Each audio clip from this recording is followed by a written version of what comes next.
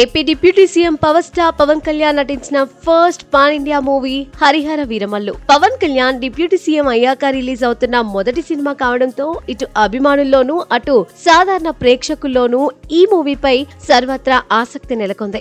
ఇప్పటికే హరిహర వీరమల్లు ట్రైలర్ ప్రేక్షకుల్లో విపరీతమైన క్రేజ్ తెచ్చుకుంది. హరిహర వీరమల్లు ట్రైలర్ కు ముందొక లెక్క, ట్రైలర్ రిలీజ్ అయిన తర్వాత ఇంకో లెక్క అనే రేంజ్ లో historical action movie Harihara Veeramallu trailer ను రిలీజ్ చేశారు మేకర్స్. ట్రైలర్ తర్వాత ఈ సినిమా థియేట్రికల్ రైట్స్ కు డిమాండ్ ఏర్పడింది. ఇక ఈ సినిమాపై మరింత అటెన్షన్ క్రియేట్ చేయడం కోసం ఓ భారీ ప్రీ రిలీజ్ ఈవెంట్ ను ప్లాన్ చేశారట ప్రొడ్యూసర్ ఏఎం రత్నం.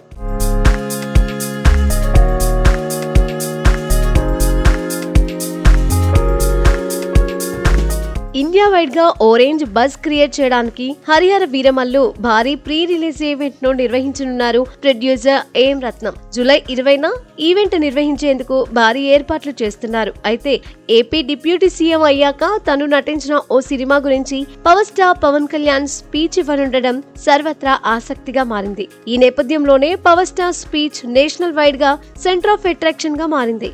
ఇటీవలే టాలీవుడ్ ఇండస్ట్రీలో జరిగిన కొన్ని సంఘటనలు పవన్ కళ్యాణ్ కు కోపం తెప్పించాయి. మరి టాలీవుడ్ ఇండస్ట్రీ గురించి వీరమల్లు వేదికపై పవర్ స్టార్ పవన్ కళ్యాణ్ స్పందిస్తారో లేదో చూడాలి. ఏది ఏమైనా ఎన్నో అంచనాల మధ్య జూలై 24న పాన్ ఇండియా స్థాయిలో రిలీజ్ కానున్న హరిహర వీరమల్లు బాక్సాఫీస్ వద్ద ఎలాంటి ట్రెండ్ సెట్ చేస్తుందో చూడాలి.